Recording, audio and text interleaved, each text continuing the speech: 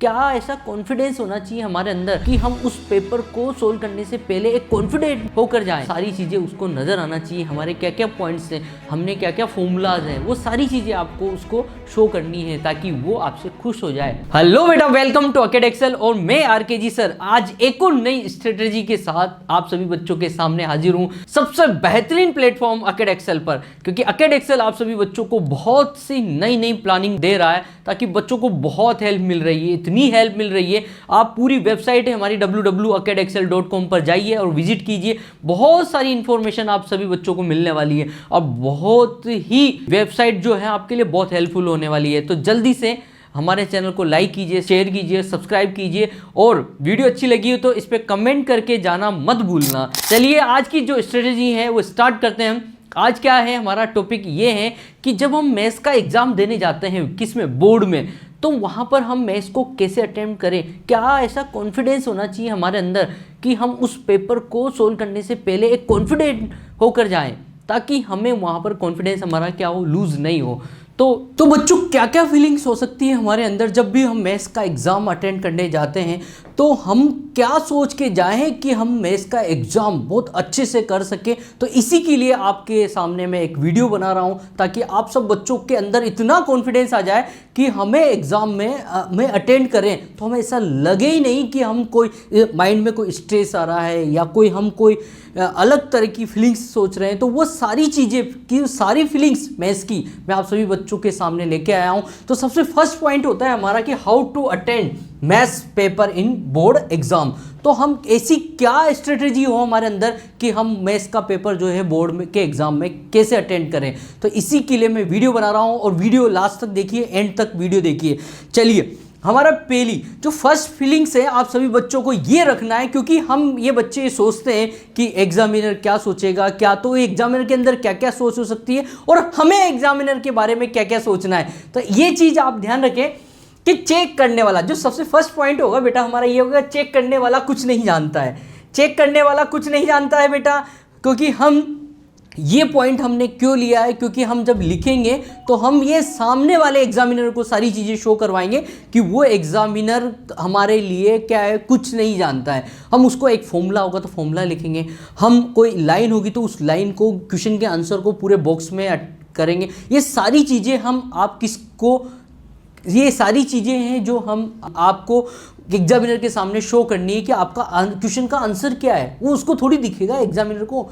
तो हमें एग्जामिनर के बारे में क्या सोच रखना चाहिए कि हमें यह रखना है कि एग्जामिनर बिल्कुल पढ़ा लिखा नहीं है, कुछ भी नहीं जानता है। ये सोच रखना है हमें, किसके लिए, एग्जामिनर के लिए। हमें उस एग्जामिनर को एक एक क्वेश्चन का आंसर, एक एक लाइन जो हमारी है वो अच्छे से शो होना चाहिए। हमें कोई क्वेश्चन भी कर रहे हैं तो उसमें क्या गैप होना चाहिए, वो सारी चीज़ें हमें एग्जामिनर को बताना है कि ये क्वेश्चन नंबर 5 है, ये इसका आंसर है, ये हमारा फॉर्मूला है, ये सारी चीज़ें हमें बताना है।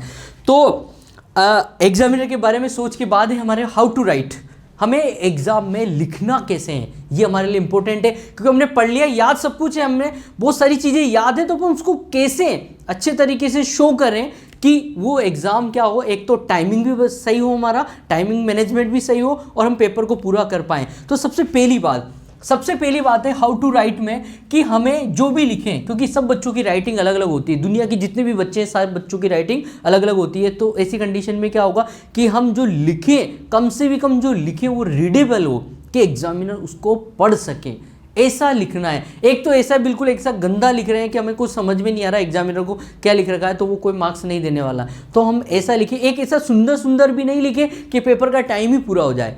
तो हम क्या करें, ऐसा लिखें, फास्ट भी लिखें और रीडेबल हो। तो पहले फर्स्ट पॉइंट होगा हमारा कि रीडेबल हो। इसके बाद है कि जो लाइन है वो लाइन हमें जो भी इंपॉर्टेंट पॉइंट्स हैं वहाँ पर हम क्या करेंगे, एक लाइन ड्रॉ कर देंगे कि ये हमारा है, या फिर आंसर के नीचे एक लाइन ड्रॉ कर देंगे, आंसर को क्या कर देंगे, एक बॉक्स में बंद कर देंगे जैसे हमारा आंसर है। तो एग्जामिनर जैसे चेक करते हुए आए तो वहाँ पर क्या होगा कि उसको नजर आ जाएगा बॉक्स में कि ये इस बच्चे का क्या है, आंसर है। इसके बाद है हमारे पास है आंसर को क्या करना है, अंडरलाइन करना है। या तो आंसर को अंडरलाइन कर दो बेटा, या फिर आंसर को क्या कर दो, बॉक्स में बंद कर दो। इसके बाद है no cutting no overwriting, मतलब एक तो कट भी नहीं करना है कि बहुत सारे बच्चे ऐसा सोचते हैं कि एग्जामिनर के सामने ऐसा सोचते हैं कि जो हमने लिखा है वो एग्जामिनर को पता चल जाएगा, गलती पता, एग्जामिनर के पास इतना टाइम ही नहीं है बेटा। क्या करना है, जो भी लिखा है हमने ये लिखा है, अगर ये गलत हो गया तो हमें क्या करना है, क्रॉस, नहीं तो आप सब बच्चे ऐसे से पूरा काटने लग जाते हैं, एग्जामिनर को पता नहीं चल जाए। ऐसा नहीं करना है, सिर्फ क्या करना है, ऐसे बॉक्स में उसको करना है और एक कट लगाना कि ये हो गया हमारा ये ओवर राइटिंग। तो नो कटिंग और नो ओवर राइटिंग, तो ज़्यादा कट भी नहीं लगाना है और ज़्यादा ओवर राइटिंग। अगर किसी का आंसर आ गया 5 लिख दिया, अब मान लो उसी, तो उसको काट दो ना, अगर वो आंसर गलत है तो नेक्स्ट टाइम अगर उसका आंसर 6 सेंटीमीटर तो अगला लिख दो वहाँ पे 6 सेंटीमीटर ये आंसर। तो आंसर को चेंज करके उसको एक क्रॉस लगा के आगे लिख दो, नहीं उसी के ऊपर ही 5 के ऊपर ही 6 करने लग गए आंसर ये, नहीं, ओवर राइटिंग भी नहीं करनी है, बिल्कुल ओवर राइटिंग भी नहीं होना चाहिए और कटिंग भी नहीं होना चाहिए वहाँ पर। इसके बाद जो भी हम फॉर्मूलाज बेटा, जो भी हम फॉर्मूला यूज कर रहे हैं तो वहाँ पर क्या करना है, आप बच्चों को ब्रैकेट के आगे, अभी हमें पता है हम ट्रिग्नोमेट्री का क्वेश्चन करते हैं तो हमने ये आइडेंटिटी लगाई कि sine square theta plus cos square theta, बताओ इसकी जो वैल्यू क्या है 1 है। अगर ये आइडेंटिटी हमने यूज की तो इसको कैसे लिखेंगे, ये ब्रैकेट लगा के, जहाँ पर हम यूज करेंगे उसके सामने, कॉपी बहुत लंबी होती है, यहाँ पर हमारी स्टेप आ रही है तो उसके जस्ट सामने क्या लिखना है हमें, ये लिखना है, जो हम फॉर्मूला यूज कर रहे हैं वो लिखना है हमें। तो हमने इसी कंसेप्ट को देखकर जो मैथ्स का पेपर कैसे अटेंड करना, उसी के लिए हमने एक नई सीरीज चालू की है जिसका नेम है बोर्ड एक्सेल। तो आप सभी बच्चों से रिक्वेस्ट है कि आप अगर पेपर को अच्छी तरह से अटेम्प्ट करना चाहते हैं, पेपर को रिप्रेजेंटेशन कैसा होना चाहिए, तो हमें आप बोर्ड एक्सेल सीरीज हमारी www.acadexcel.com जो वेबसाइट है वहाँ पर आपको ये पेपर देखने को मिलेंगे, वो भी कितने पेपर, 5 पेपर। अब उसका बेनिफिट क्या होगा, उसका बेनिफिट सबसे फर्स्ट तो होगा कि जो हमने पेपर जो हमने अटेंड किया है उसका प्रेजेंटेशन कैसा हो, वो सारी चीज़ें हम आपको लाइव में वीडियो सॉल्यूशंस में आपको प्रोवाइड करेंगे। और सेकंड बेनिफिट, जो हमने 5 पेपर जो बनाए हैं उनमें से जितने भी क्वेश्चन है, अगर मैथ्स की बात करूं तो अगर हमारे पास एक चैप्टर है एरियाज रिलेटेड टू सर्कल्स का चैप्टर है, तो वहाँ पर जो क्वेश्चन बनेंगे, जैसे 5 मार्क्स का क्वेश्चन बन रहा है तो मैंने क्या किया है, 1 2 3 4 5 जित पेपर है उन पेपर में वो क्वेश्चन दे दिया, तो आपको पढ़ने की जरूरत ही नहीं। इसका मतलब 90 to 95% पेपर है ना बेटा, वो उसी हमारी जो सीरीज है बोर्ड एक्सेल, जो हमारा कोर्स है हमारी जो वेबसाइट पर है, वो उसी में से आपको 90 to 95% स्कोर। और बोर्ड एक्सेल एक ऐसा एक्सीलेंस देगा बच्चों को कि वो जो उसके जो अटेम्प्ट है करने की कैपेसिटी, उस पेपर का फॉर्मेट, क्वेश्चन को अटेम्प्ट करने का तरीका और एग्जामिनर को मस्त करने का तरीका, ये सारी चीज़ें आपको वहाँ पर उसमें नज़र आ जाएगी। तो चलिए आगे बढ़ते हैं हम।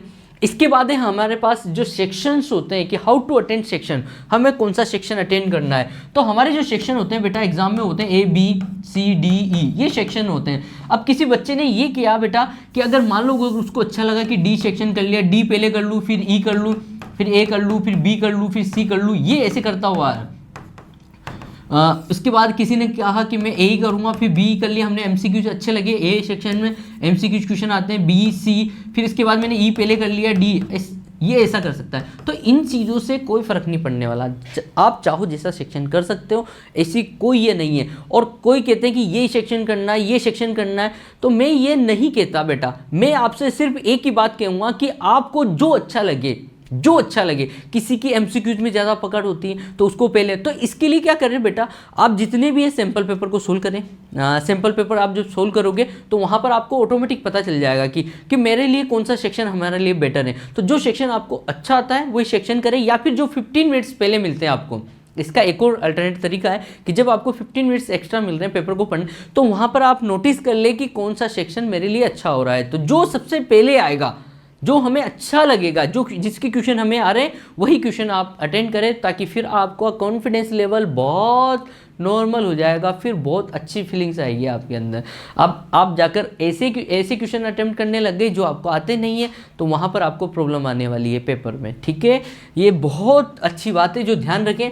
इसके बाद बेटा हमारा अवसर 2.0 है, वो चल रहा है, तो ज्वाइन करें, जिसमें हम 1 short video science maths SST तीनों सब्जेक्ट हम आपके लिए पढ़ा रहे हैं, और हम यहाँ पर प्री टेस्ट पेपर भी आपके लिए प्रोवाइड कर रहे हैं। तो बहुत सारी चीज़ें हैं आपको अवसर 2.0 में देखने को मिलेगी, तो फुल कोर्स तो ये ज़रूर ज्वाइन कीजिए, तो जो भी आपको प्रॉब्लम है। और इसके बाद जो लास्ट वाली स्ट्रेटजी है उस वहाँ तक बने रहे, क्योंकि मैं मैथ्स के एंड पेपर तक आप सभी बच्चों के साथ हूँ।